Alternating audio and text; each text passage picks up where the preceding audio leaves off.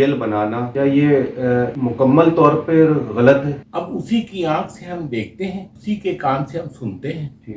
آج کی دنیا میں، اس جدید دنیا میں سب سے زیادہ جو مہلک شکل پرستش کی اور پوجا کی جو آئی ہے، تمہارا لیڈر جو ہے وہ تو لوگوں کو مرواتا ہے، یعنی ہر حال میں میرا لیڈر، میرا حکمران 100% درست ہے۔ ہم کسی شخصیت سے کیوں متاثر ہوتے ہیں کہ چراغ سے چراغ جلتا ہے؟ کم از کم سوال تو اٹھاؤ۔ بسم اللہ الرحمن الرحیم۔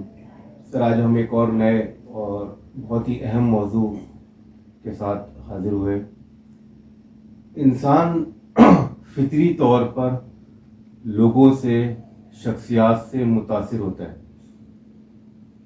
لیکن پھر اس پر ایک کیفیت یہ بھی طاری ہو جاتی ہے کہ وہ شخصیت کی پرستی کا شکار ہو جاتا ہے اور اس میں وہ انتہا پر بھی چلا جاتا ہے۔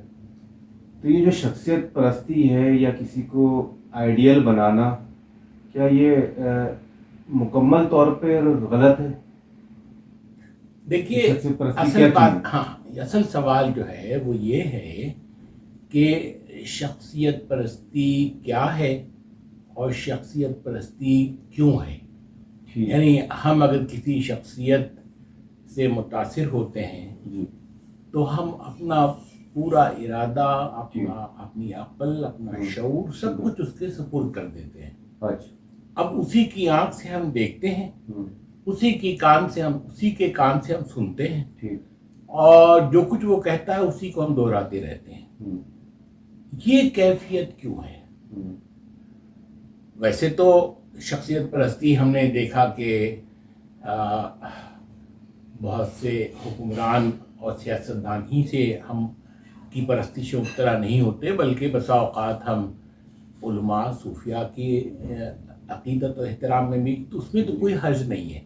اس لیے کہ صوفیاء اور علماء کا جو ہم احترام کرتے ہیں وہ ان کی ذات کی وجہ سے نہیں کرتے، ہم خدا کی وجہ سے کرتے ہیں کہ یہ خدا کے برگزیدہ بندے ہیں، یہ خدا نے ان کو علم عطا کیا ہے، تو ہم اس کی وجہ سے ان کا احترام کرتے ہیں یا ان کی عقیدت رکھتے ہیں۔ لیکن بسا اوقات اس میں بھی ہمیں ایک انتہا پسندی نظر آتی ہے کہ ہم کسی پیر سے، کسی شیخ سے ہم اس طرح سے اس کے عشق میں مبتلا ہو جائیں کہ حق و ناحق کی تمیز ہی ختم ہو جائے۔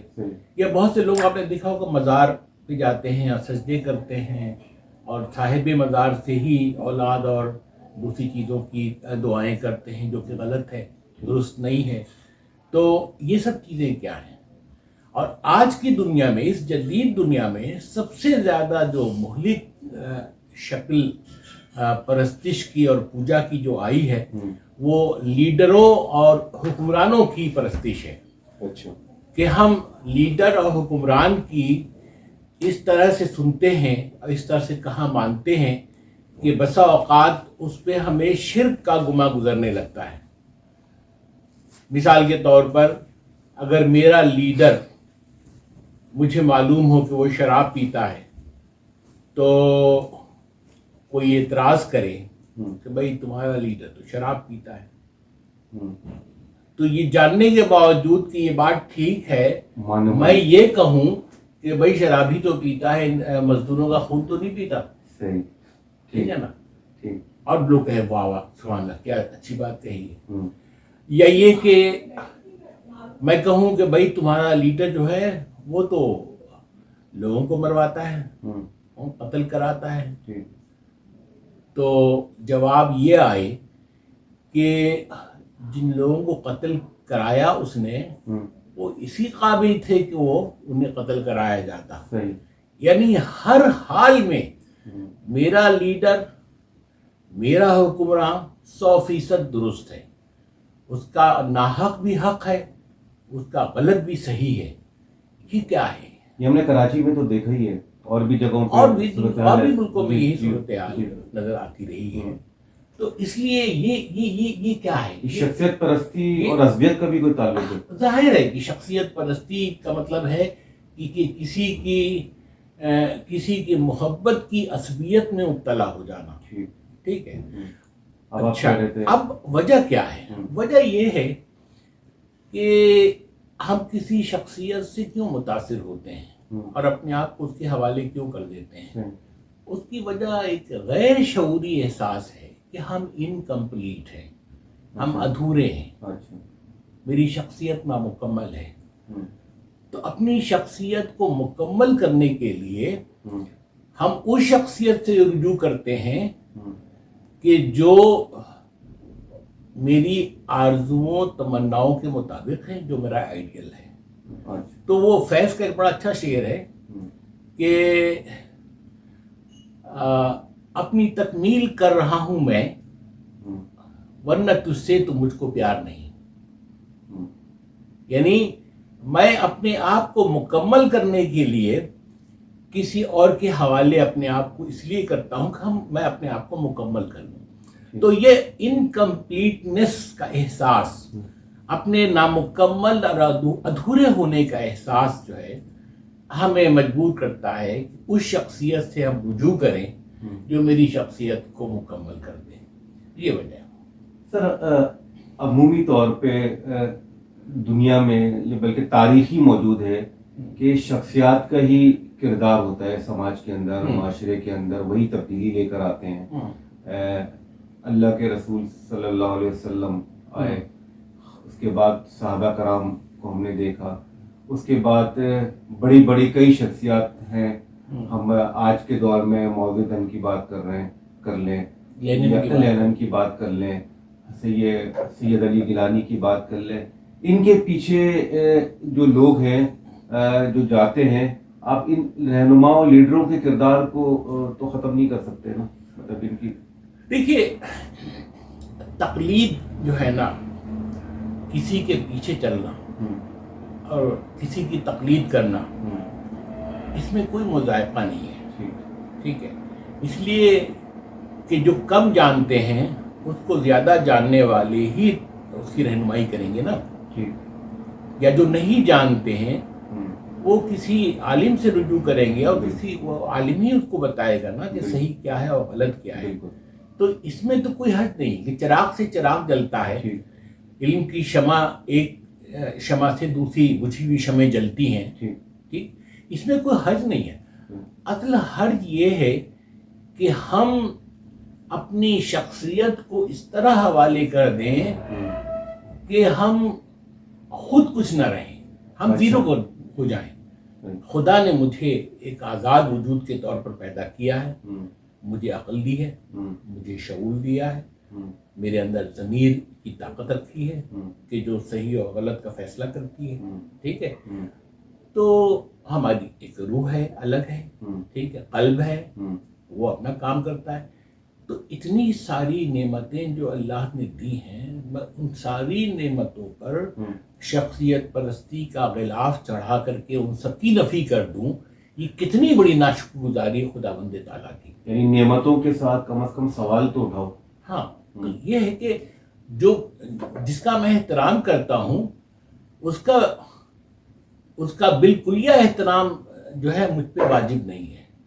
اگر وہ غلط ہے، مجھے اس کے غلط کو غلط کہنا چاہیے، اگر وہ درست نہیں ہے تو اس کے نادرست کو درست نہیں کہنا چاہیے۔ جیسا کہ میں نے ابھی مثال دی نا کہ لیڈر کی ہر بات درست ہے، وہ ہر حال میں صحیح ہے، ہم اس کے لیے لڑنے مرنے پہ تیار ہو جاتے ہیں، اس کی غلط باتوں کا دفاع کرنے کے لیے ہم عجیب عجیب دلائل اور مثالیں ڈھونڈ کر کے لاتے ہیں۔ یہ رویہ جو ہے، یہ مختصر لفظوں میں اگر کہوں تو جاہلانہ ہے۔ ہاں، یہ جہالت ہے، یہ قطعی طور پر جہالت ہے۔ جو صاحب ہوش ہوگا، صاحب عقل ہوگا، وہ اپنی شخصیت کو، اپنی رائے کو اس طرح سے قربان نہیں کرے گا کسی دوسری بڑی شخصیت پر کہ جو اس کے پورے وجود کو کھا جائے۔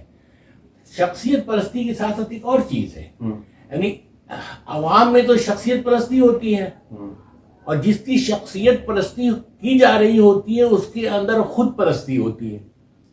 ہاں، اس کے اندر خود پرستی ہوتی ہے، وہ اپنی پوجا آپ ہی نہیں کرتا، دوسروں سے بھی اپنی پوجا کروانا چاہتا ہے۔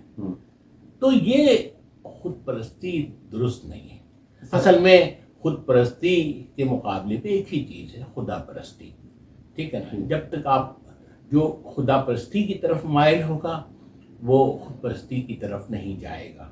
ٹھیک ہے نا. کیونکہ خدا پرست جو ہوتا ہے وہ خدا کے لیے اپنی ذات کی نفی کرتا ہے, اور اپنی ذات کی نفی کرنے ہی سے اس کو عرفان نفس حاصل ہوتا ہے اور خدا کا قرب ملتا ہے. تو آپ تصوف کی دنیا میں رہے بھی ہیں, آپ کے مرشد بھی رہے, جی. تو کیا اس دنیا کے اندر مرشد کے کہے پہ سوال اٹھانے کی گنجائش موجود ہے؟ پھر تو گنجائش ہی ختم ہو جاتی ہے. وہ ایک بالکل الگ ڈسپلن کی بات ہے, وہ بالکل الگ ڈسپلن کی بات ہے, اور اس پر کسی الگ صحبت میں ہم گفتگو کریں گے کہ تصوف میں تصور شیخ کیا ہے.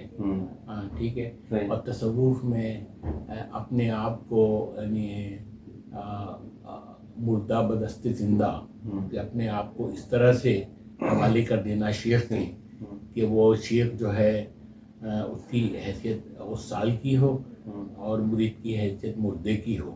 ٹھیک ہے نا. تو یہ کیا ہے, یہ بالکل ایک الگ موضوع ہے, اس پر ہم الگ سے بات کریں گے.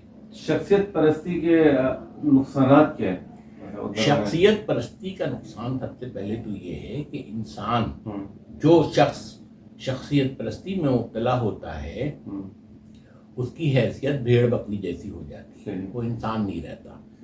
بھیڑ اور بکریوں کا وہ کیا ہے, پیچھے چلتی ہیں نا, چرواہے کے پیچھے پیچھے چلتی ہیں, تو انسان بھی بھیڑ بکری بن جاتا. سب سے بڑا نقصان یہ ہے. اور اس کے علاوہ سر,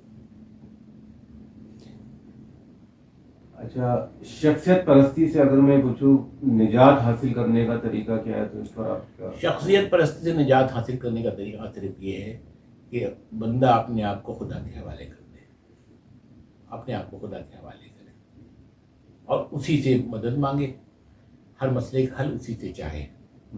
تو یہ کانٹیکٹ ود اللہ, ٹھیک ہے, کانٹیکٹ ود گاڈ, یہ سارے مسئلوں کا حل ہے.